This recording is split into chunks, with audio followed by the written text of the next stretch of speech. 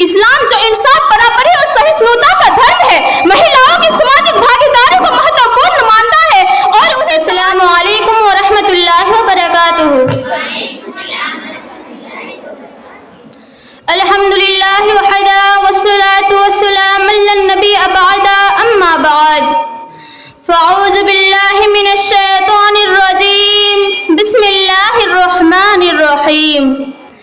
या अय्युहल्लज़ीना आमनू ला यहिल्लु लकुम अन यरिसुन निसाअ करहा। उस महान अल्लाह के नाम से प्रारंभ करती हूँ जिसके सिवा कोई पूज्य नहीं। वह परोक्ष और प्रत्यक्ष का जानने वाला है, इस धरती और आसमान के रचयिता है, प्रभुत्वशाली और पवित्र है, अत्यंत दयावान और अनेक विशेषताओं का मालिक है। तदुपरांत अनगिनत दरूद और सलाम हो हमारे प्यारे नबी जनाब मोहम्मद मुस्तफ़ा सल्लल्लाहु अलैहि वसल्लम पर, जिन्होंने हमें इंसानियत, करुणा और न्याय का रास्ता दिखाया, जिनकी शिक्षा हमारे लिए रोशनी का मीनार है। आदरणीय सभापति महोदय, सम्मानित जजगण, परम सम्मानित अतिथिगण, जामिया के आदरणीय शिक्षक शिक्षिकागण और मेरे प्यारे सहपाठीगण, आज मैं अंजुमन के वार्षिक भाषण प्रतियोगिता में आपके सामने इस्लाम और महिलाओं की सामाजिक भागीदारी के विषय पर अपने विचार साझा करने जा रही हूँ। इस्लाम एक ऐसा धर्म है जिसने महिलाओं को उनके हक, इज्जत और समाज में एक सम्मानित स्थान दिया। जब दुनिया में महिलाओं को उनके अधिकारों से वंचित रखा जाता था, तब इस्लाम ने उन्हें बराबरी का अधिकार दिया। कुरान और हदीस में महिलाओं के अधिकारों, उनकी इज्जत और समाज में उनकी भूमिका का उल्लेख किया गया है। आज हम उन्हीं विषयों पर चर्चा करेंगे जो न केवल वर्तमान समय के लिए बल्कि समाज के संपूर्ण विकास के लिए भी अत्यंत महत्वपूर्ण है। इस्लाम जो इंसाफ, बराबरी और सहिष्णुता का धर्म है, महिलाओं की सामाजिक भागीदारी को महत्वपूर्ण मानता है और उन्हें सामाजिक, आर्थिक और शैक्षिक मामलों में हिस्सा लेने का अधिकार प्रदान करता है।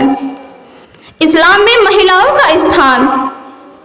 पैगंबर मोहम्मद सल्लल्लाहु अलैहि वसल्लम के आगमन से पहले महिलाओं की स्थिति बहुत कठिन थी। उन्हें अधिकारों से वंचित रखा जाता था और समाज में उनका मान कम था, लेकिन इस्लाम ने महिलाओं को वो अधिकार दिए जो इससे पहले किसी भी समाज ने नहीं दिए थे। कुरान और हदीस में महिलाओं की सम्मान, अधिकार और उनकी सामाजिक भागीदारी को स्पष्ट किया गया है। कुरान की सूरा अल-निसा में अल्लाह ताला कहता है, अन्निला उजीउ अमल आमिलिन मिनकुम मिन ज़करिन अव उनसा बाजुकुम मिन बाज, अर्थात तुम में से हर एक का, पुरुष हो या महिला, क्या हुआ कार्य व्यर्थ नहीं जाएगा। इस आयत से साफ है कि इस्लाम में पुरुष और महिला का दर्जा समान है और उन्हें उनके कार्यों के आधार पर अल्लाह के सामने सम्मान प्राप्त होता है। इस्लाम महिलाओं को अपने घर और समाज दोनों जगह अपने कर्तव्यों को निभाने की अनुमति देता है, बशर्ते कि वो शरई सीमा का पालन करे। महिलाओं की शैक्षिक भूमिका। इस्लाम शिक्षा को हर मुसलमान, चाहे वह पुरुष हो या महिला, दोनों पर अनिवार्य करता है।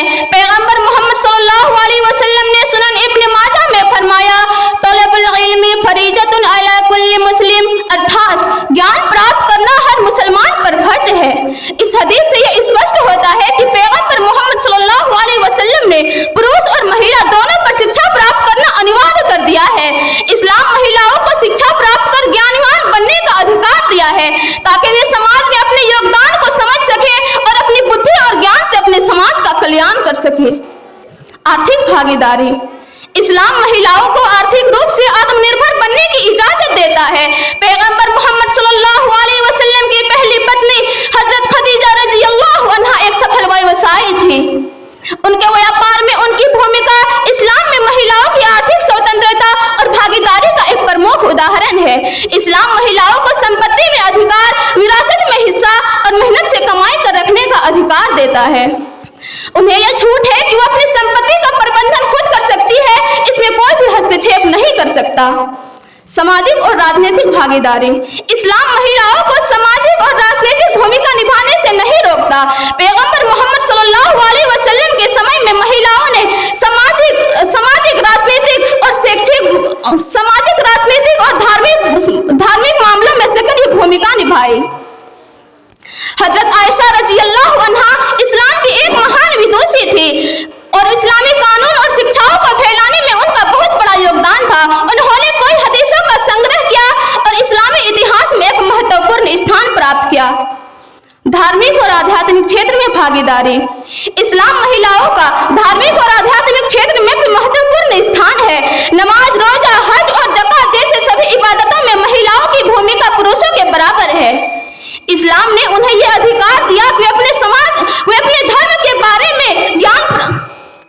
अंत में अल्लाह ताला से प्रार्थना है कि अल्लाह महिलाओं को इस्लामी दायरे रहकर सामाजिक, आर्थिक और शैक्षिक भूमिका निभाने की शक्ति दे। आमीन। व आखिर दवाना अनिल हम्दुलिल्लाहि रब्बिल आलमीन। अस्सलामु अलैकुम व रहमतुल्लाहि व बरकातुहू।